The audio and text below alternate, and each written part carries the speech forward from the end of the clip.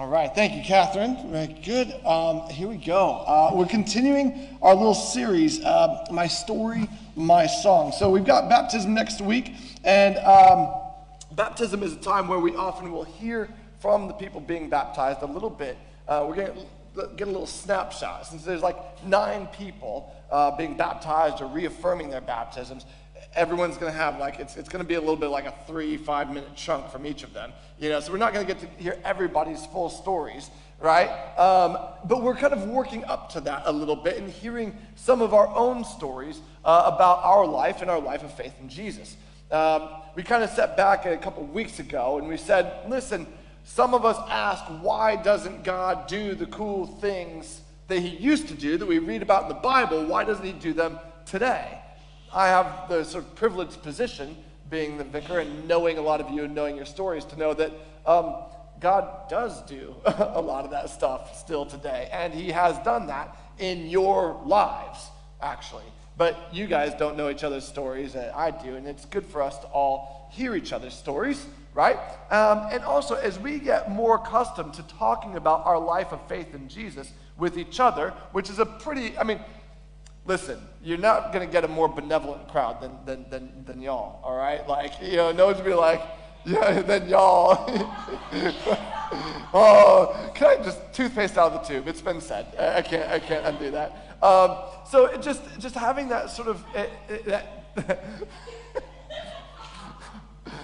having this opportunity gets us a little bit more used to talking about our life of faith, right? So that we can just do it a little bit more normally, a little bit more casually, as and when we have the opportunity to with other people. So we have 2 people giving us their stories this morning. As Catherine's already mentioned, we got Zeke and Naomi. So Zeke, why don't you come on up first, all right, pal? Now we're getting Zeke's story because, Zeke, come on. You can stand wherever you'd like to. Actually, where do you want to stand? Over there? I'll stand. Yeah, I can lean on this like an interesting person. On? Yeah, it is. Right. Yeah. Just hold it up kind of close. Yeah. Nice and personal. Yeah. Now, some of you guys know, some of you don't. Zeke's got his one-way ticket to America booked for the 21st of May. Oh man, yeah, sad times.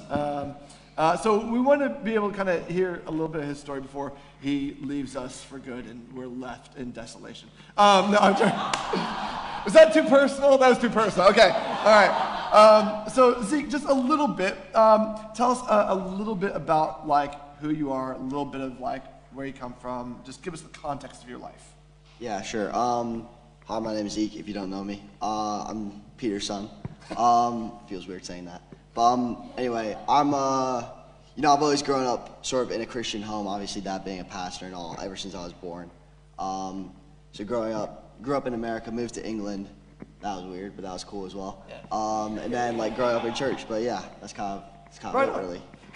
You kind of your basic sort of, no offense please, but it's a pretty nondescript, kind of typical, other than the international move, which is a bit unusual, but fairly typical guy. Yeah. All right, so a lot of people think, people are Christians because they get raised in a Christian home or because they grew up in England or America, which I think is kind of a bit lazy, actually, because there's plenty of people who grew up in Christian homes who aren't Christians, and plenty of people who grew up not in Christian homes who become Christians. So that's not really the determining factor. What for you? How did you come to faith, in Jesus? I sort of always believed in God in a sense, where I was I'm sure there was a creator or something like that, and I sort of always placed that on, Christian God, because that's what I grew up in context of. But I'd say I wasn't always, I always believed in God, but I wasn't always obedient with God, sort of thing, which are 2 very separate things. Sorry to interrupt, but you got baptized, didn't you? Yeah, I got baptized when I was 12. And I think it was more of me saying, I believe in God, but not me saying I was a Christian, sort of thing. Because I think I was 12, so at the time I didn't fully understand what it was, but I think also it was more of, like I said, declaration of believing in God, not necessarily a declaration of being a Christian. Which is actually quite interesting, because baptism is an interesting thing to think about, because we often think of baptism as the end of a journey rather than the beginning of a journey, and it's somewhere in between that, isn't it? Yeah. It's sort of the end of a leg of a journey, but the beginning of a much much broader one. So you've always kind of believed in God because that made sense in a Christian home, and you got baptized when you were 12. But you just said something a moment ago about like you weren't always obedient necessarily. So what's your sort of life of faith? What's that journey been like then? Yeah. So like sort of like always growing up in a Christian home, but not always being a Christian, sort of thing. But throughout school, I always told people I believed in God, sort of thing. But my actions and, you know, the way I acted in front of people and things like that showed otherwise. So, like, I used to smoke cigarettes and smoke a lot of weed and get drunk and stuff like that quite a bit. I didn't know this was happening. Yeah. I mean, I know now. Yeah. Bummer of a way to find out. No, I'm joking. I never. Jokes. We know. No.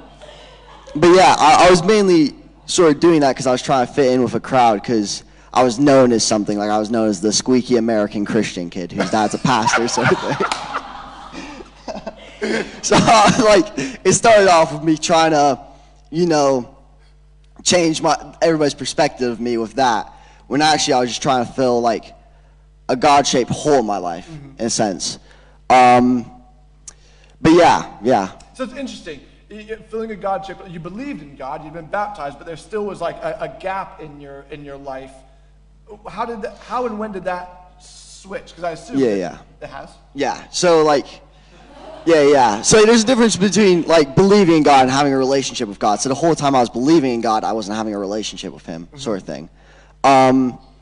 But there was one time where I was over at a friend's house and I was very high.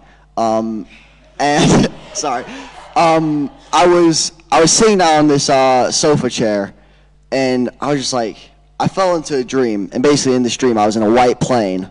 No, I wasn't like a like a sky one, but like a gray expanse, and I was walking through it, and there was like a voice telling me, it was like, you're dead. I was like, oh no, this is pretty terrible. This is pretty balls. So I woke up from the dream, and I was like, oh, it's okay. I was just high, you know. And then I fell asleep again, and I went into the same dream, and I was walking through it, and I was like, oh no, I'm dead. And I was being told again, like, you're dying, you're dead, and all this stuff. And this happened like 5 or 6 times where I'd wake up and I'd go back into this dream, and I was being told I was dead, and I was freaking out. And like to the point where I started crying like profusely in my dream, like on the floor, you know, weeping and stuff. And I was crying to someone. I was like, someone please help me, sort of thing. And then I'd wake up and I'd fall asleep. And then on the last time, I was like, I went, God, please save me, sort of thing. And this voice went, you're already saved and you're already loved, sort of thing.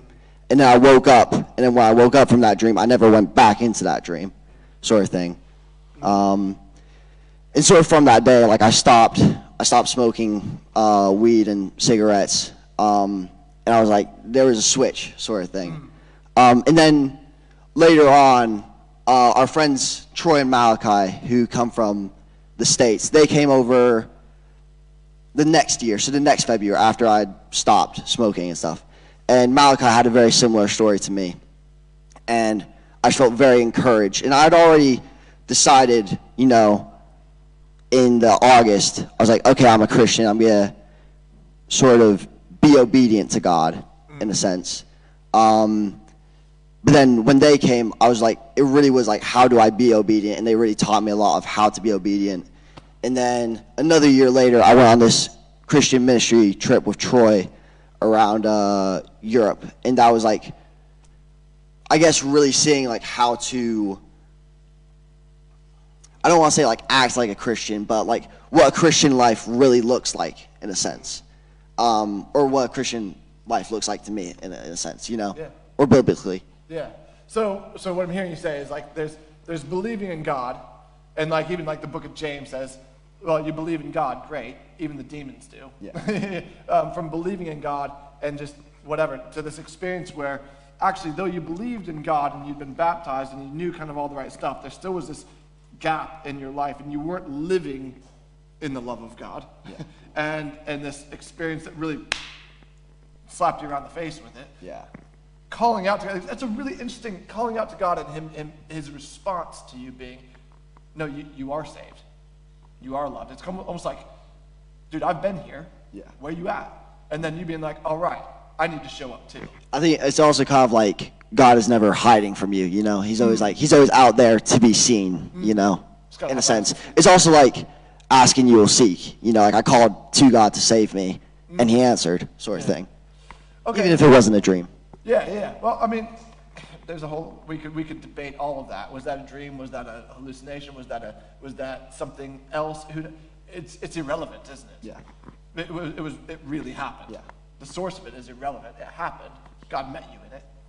And things have been different ever since. Cool.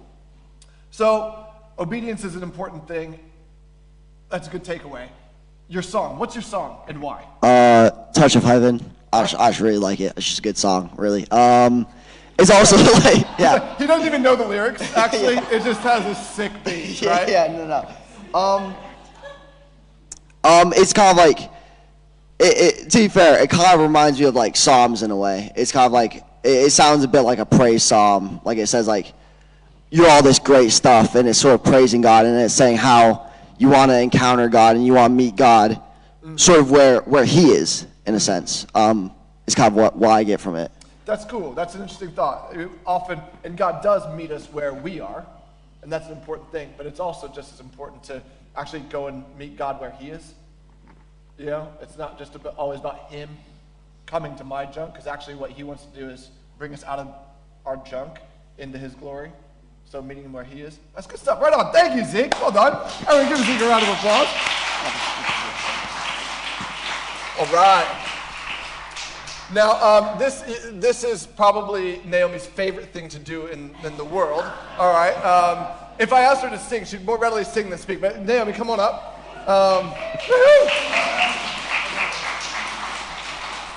So you guys all recognize Naomi. She helps lead worship. She works with Be Me. She's basically our de facto volunteer youth pastor. Does all kinds of things. 4 kids, very efficiently, 3 of them at the same time. Well done. You know, and the most common question I think I've ever heard you be asked is, how do you do it? Okay, we're not going to ask that question because that's annoying. But so great. But actually, Naomi, tell us, just give us some of the context of your life. Okay. Guys, I'm not going to lie, this is the most terrifying thing for me to do. And it was great because I was talking to my girls about it this morning, and Carrie said, really, do you find it that scary? And I said, yes. And I think it was really helpful for her actually to identify with me and go, great, because I actually feel like that too. Standing up and worshipping with you all on a Sunday is equally as terrifying for me, but I want to do it for God. So when Pete asked me, everything in me was like, no, I don't want to do it. But I will always be obedient in that way. So, okay, so a bit about me. Sorry, it's thrown me because Carrie and Grace have just walked out of the church and changed clothes. Oh, and come back in. Yeah, that's such a multiple thing to do. So I feel a bit like you did this morning, Catherine, out-of-body experience. Okay, so I am a true Dorkinian. I have lived in Dorking my whole life. I always thought that I would move out of Dorking, but obviously God has kept me here for a reason. I was brought up in a Christian family with wonderful parents. I was the oldest of 3. I definitely got the stricter side of my parents growing up. And they definitely eased and relaxed by the time they got to my sister. But I look back at that now and I am very grateful for that. I had 2 incredibly positive parents, really content people. And again, I'm so grateful for that. And I've tried to adopt that in how I do things as well. Went to Ashcombe School. Big on up Ashcombe. Not that I felt like that at all. Honestly, I felt like you did when I was at Ashcombe, so I did not enjoy my experience there necessarily. But yeah, I had a hard time at school. I really did. I was trying to find my tribe, and I felt very lonely growing up as a teenager. I didn't know any other Christians at school. There weren't actually any Christians my own age at church, so it felt really, really lonely. And that definitely led me to make some decisions sort of throughout my teen years that weren't Jesus focused, because I was just trying to find validation in the wrong places, in the wrong relationships.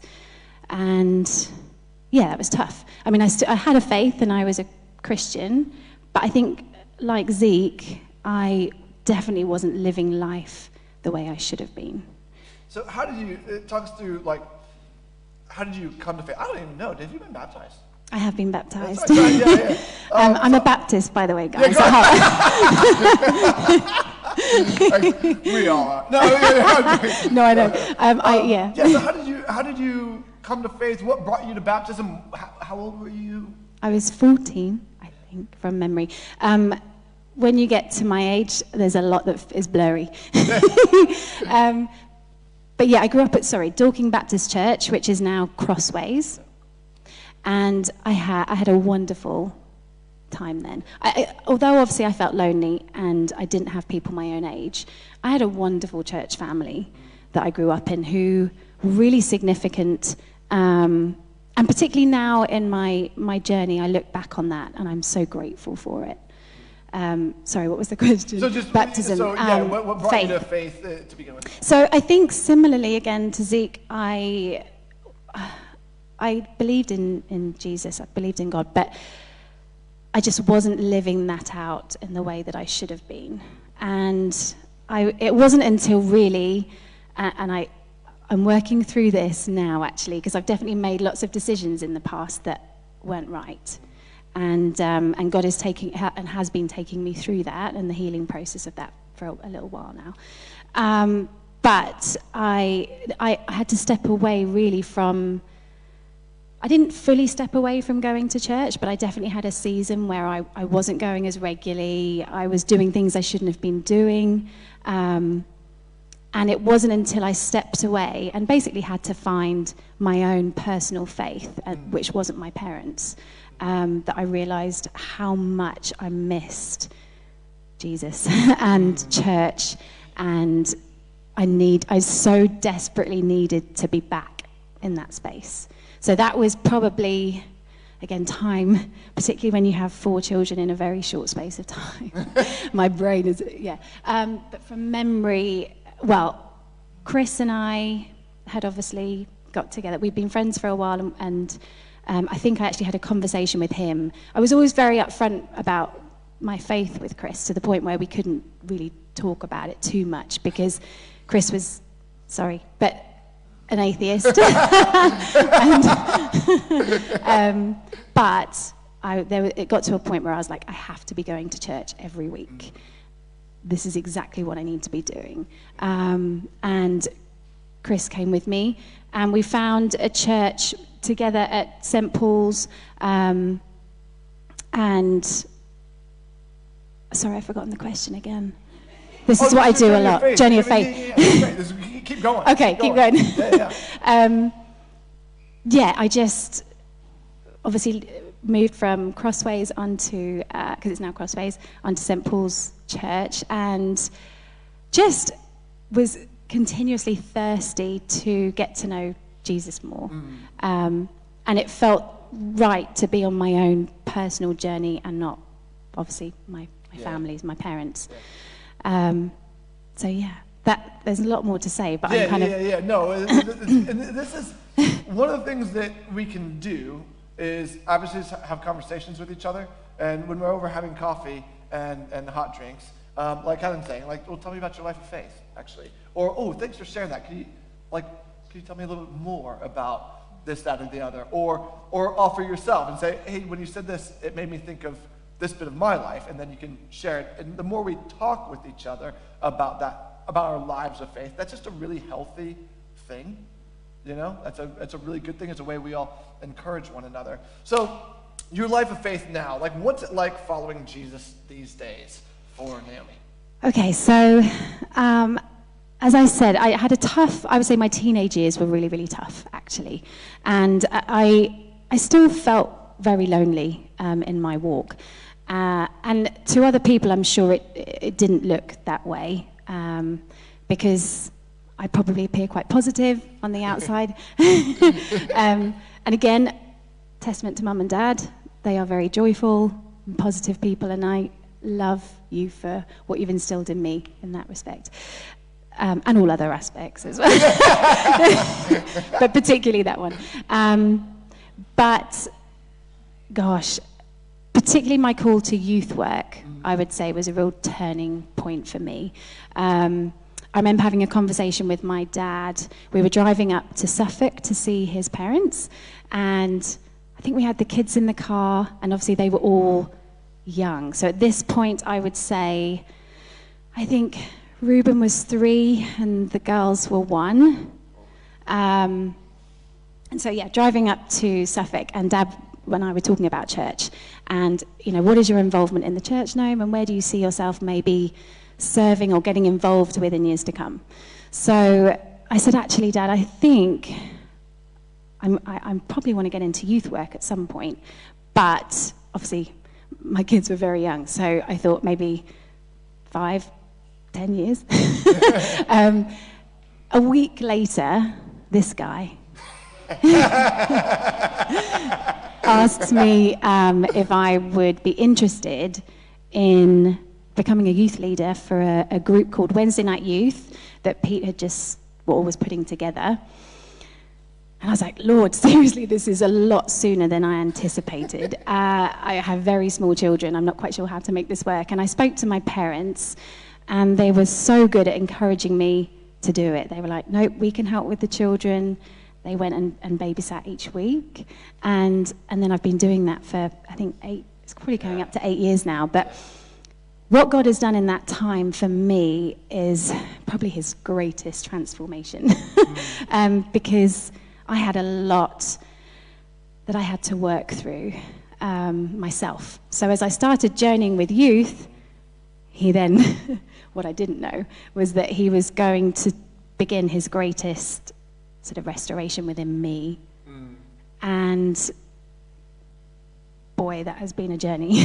And I'm still going through it. So I definitely am not there yet. But what he has revealed to me about himself whilst working with youth has just been incredible. It's actually a really interesting point, because I think a lot of us, when we think about, I'm going to serve, or I might want to help out in a ministry, or I might want to get stuck in, we go, well, I got some stuff I need to sort out first. And in God's economy of things, it's less typical that he sorts you out and then you get to serving. It tends to be that he sorts you out through your serving.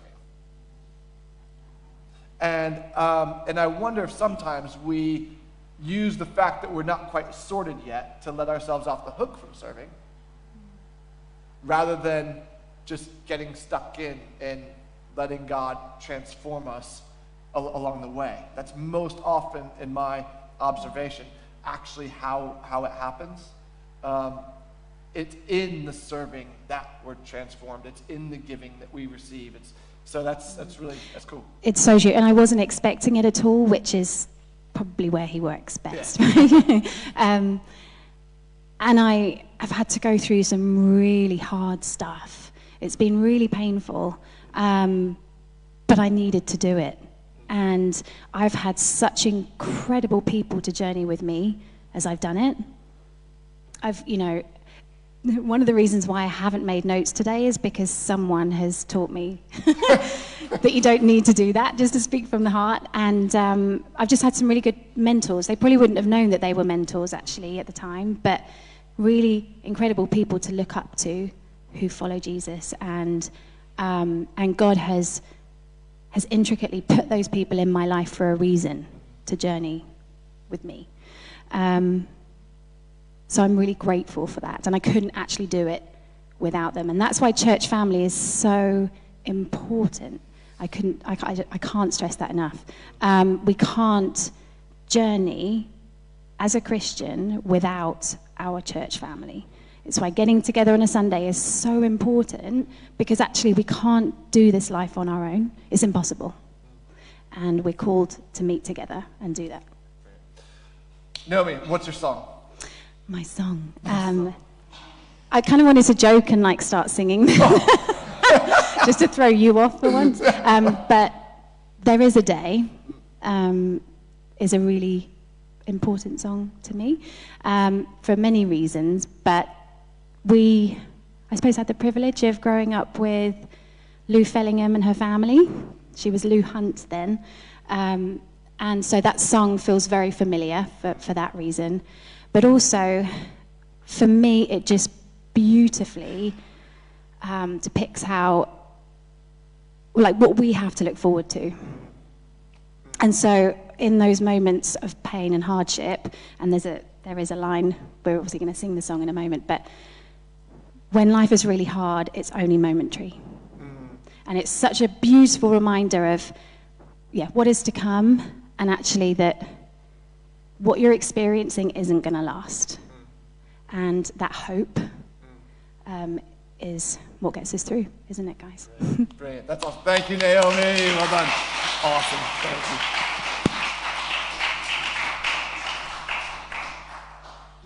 I want to just share just a couple texts of scripture.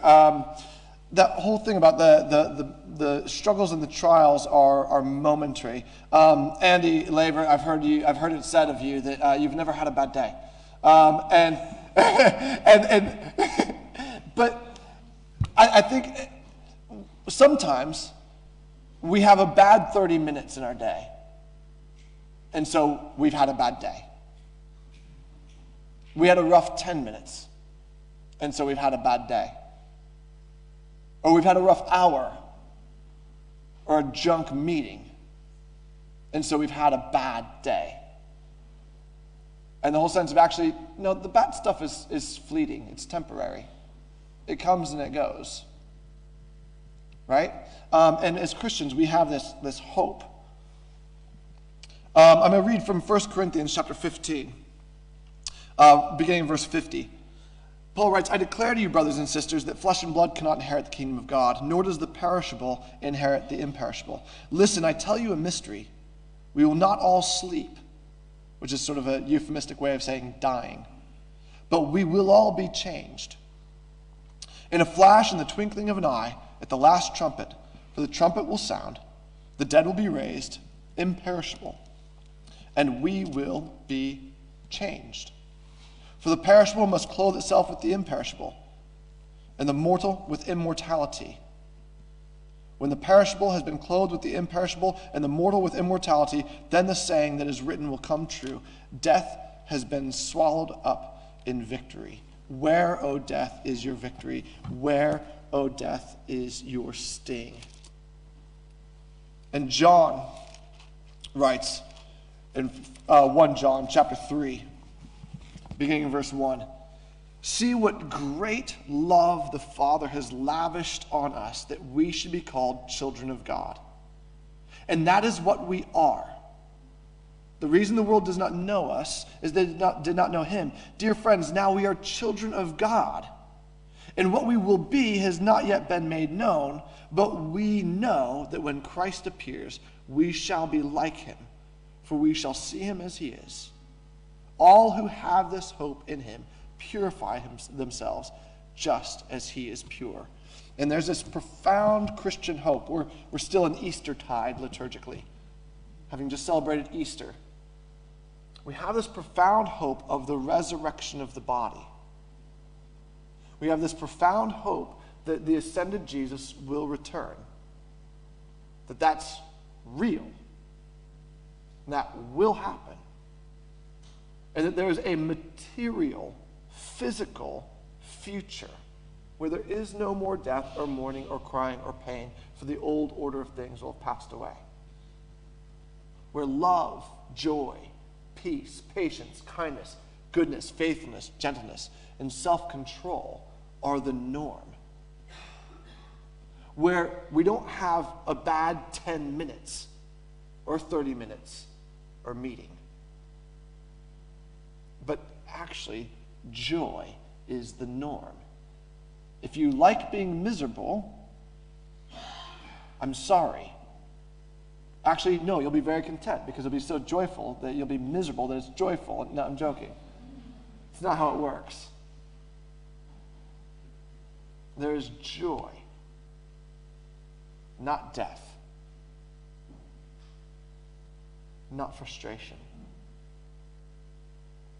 And so anyway, that is our great Christian hope, and something that we are able to hold this life loosely because we have hope for that life which is to come. And we have a foretaste of that joy even now. We can live in joy, love, peace, patience, kindness, goodness, faithfulness, gentleness, and self-control. We're going to stand in just a moment to sing Naomi's song. All right, and then during distribution of communion, we're going to hear Zeke's song. So let's stand to sing as we prepare for our time of confession. And I find my tablet that's got the confession on it. Hold on.